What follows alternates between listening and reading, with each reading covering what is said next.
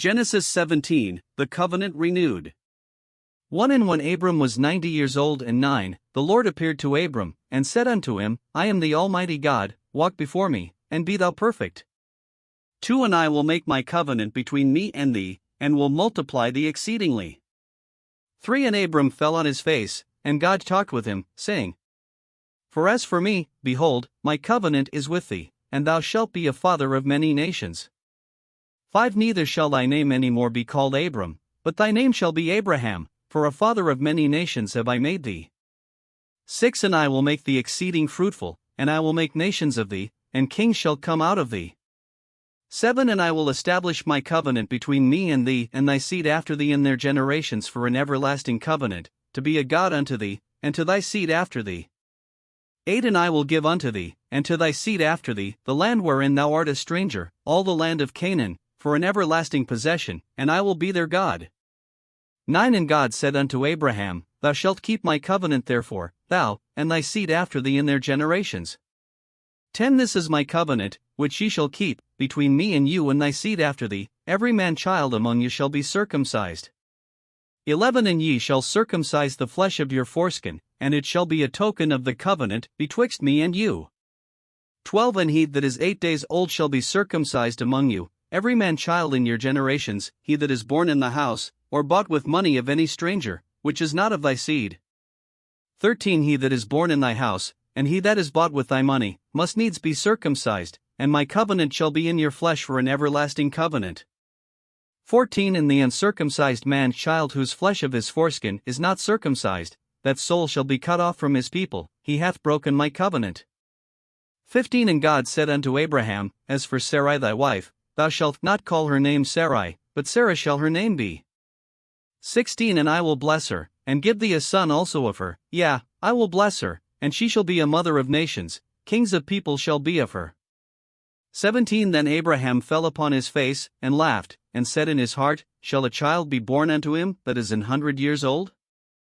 And shall Sarah, that is 90 years old, bear? 18 And Abraham said unto God, O that Ishmael might live before thee. 19 And God said, Sarah thy wife shall bear thee a son indeed, and thou shalt call his name Isaac, and I will establish my covenant with him for an everlasting covenant, and with his seed after him. 20 And as for Ishmael, I have heard thee, behold, I have blessed him, and will make him fruitful, and will multiply him exceedingly, 12 princes shall he beget, and I will make him a great nation. 21 But my covenant will I establish with Isaac, which Sarah shall bear unto thee at this set time in the next year. 22 And he left off talking with him, and God went up from Abraham. 23 And Abraham took Ishmael his son, and all that were born in his house, and all that were bought with his money, every male among the men of Abraham's house, and circumcised the flesh of their foreskin in the selfsame day, as God had said unto him. 24 And Abraham was 90 years old and 9, when he was circumcised in the flesh of his foreskin. 25 And Ishmael his son was 13 years old, when he was circumcised in the flesh of his foreskin. 26 In the selfsame day was Abraham circumcised, and Ishmael his son. 27 And all the men of his house, born in the house, and bought with money of the stranger, were circumcised with him. Explanation and understanding of Genesis chapter 17. In Genesis chapter 17, God reaffirms his covenant with Abraham. This reaffirmation is marked by several key points. God's appearance. God appears to Abram, who is now 99 years old, and reveals himself as the Almighty God, emphasizing the importance of walking before him in perfection.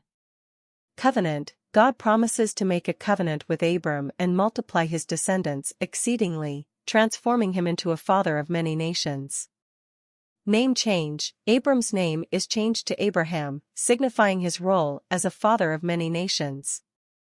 Fertility and kings. God promises to make Abraham exceedingly fruitful and declares that kings shall come from him. Covenant with circumcision. God establishes the practice of circumcision as a token of the covenant between him and Abraham's descendants. Every man-child, whether born in Abraham's house or bought with money, must be circumcised. Those who are not circumcised will be cut off from the covenant. Sarah's blessing. God changes Sarai's name to Sarah and promises to bless her, granting her the ability to bear a son, Isaac, who will also be part of God's everlasting covenant. Ishmael. God blesses Ishmael and promises to make him fruitful, but emphasizes that his covenant will be established with Isaac. Circumcision of all males. Abraham obediently circumcises himself, Ishmael, and all males in his household as a sign of their commitment to God's covenant. This chapter is significant for several reasons. It marks the continuation of God's covenant with Abraham, emphasizing the importance of faith and obedience in fulfilling God's promises. The act of circumcision becomes a central symbol of this covenant, reminding Abraham and his descendants of their commitment to God's plan. The change of names is a common biblical theme, indicating a transformative encounter with God and a new role in his divine plan. In this case, Abraham and Sarah's name changes underscore their destinies as parents of nations.